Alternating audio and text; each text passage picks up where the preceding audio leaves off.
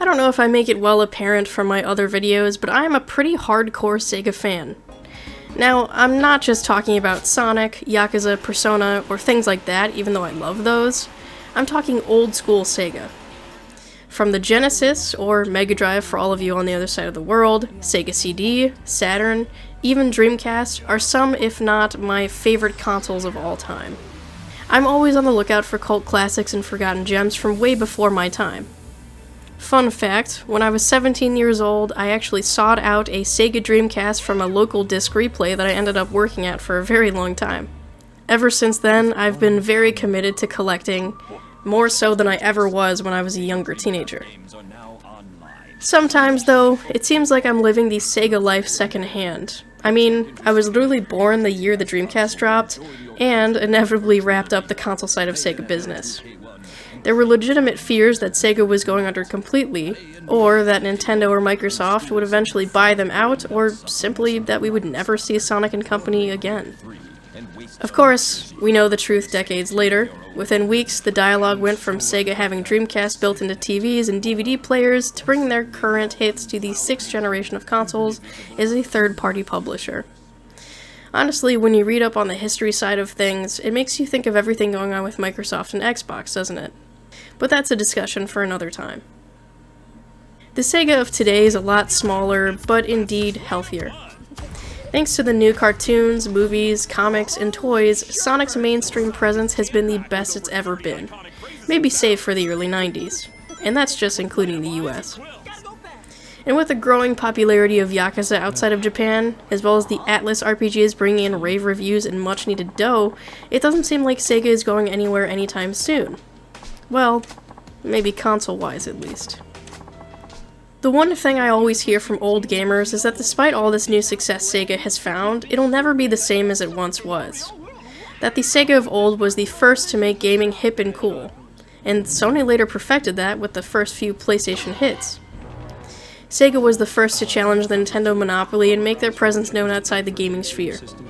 In the 90s, for as much as you could find Mario in the real world, Sonic would be there, if not more so. It sounds strange, but I sorta yearn for the chance to experience all of the craziness back then. Gaming magazines and YouTube uploads of commercials from gaming's infancy can only do so much.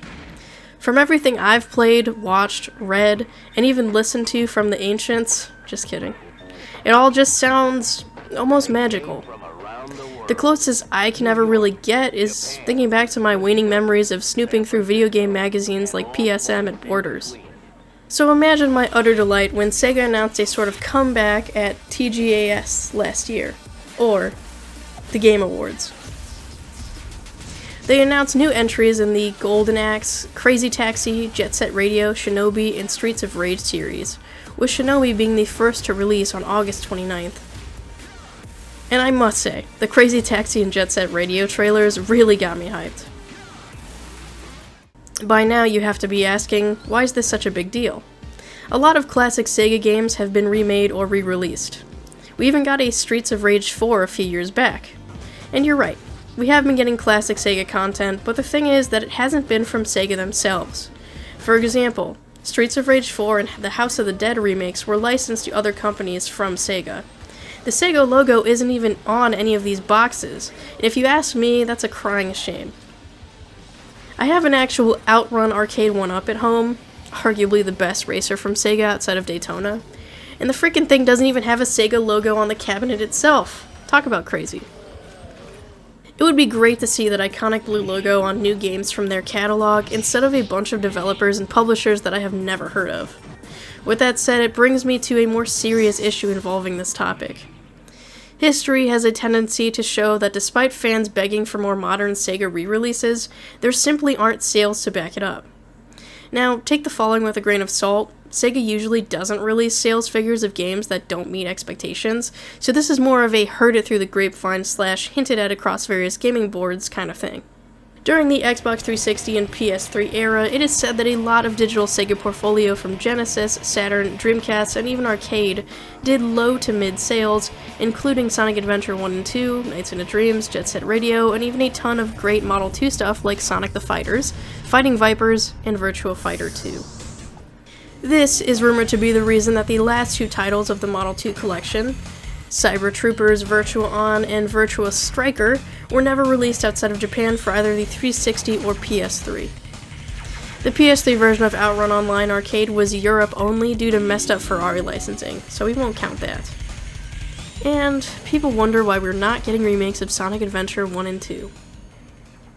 Let's also not forget the ultimate cult classic, the predecessor to my all-time favorite Yakuza series, Shenmue.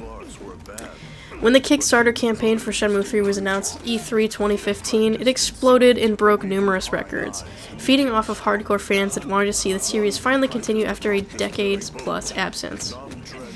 In the end, the Kickstarter copies are rumored to outnumber the actual retail sales.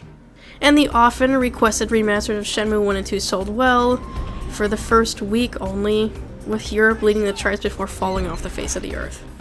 To this day, the second-hand Shenmue 1 and 2 is very inexpensive on the Xbox and PS4. You can make the argument that the series serves as an evergreen title, a la the Mega Man series for Capcom, but at the same time, this isn't the kind of thing that leads into the big-budget revivals and remakes that we all dream of. What makes matters worse is that a ton of people complain that Sega does nothing but re-release the same 20 to 40 Genesis/Mega Drive titles over and over again. Well, can you blame them when it seems they're the only ones selling like gangbusters?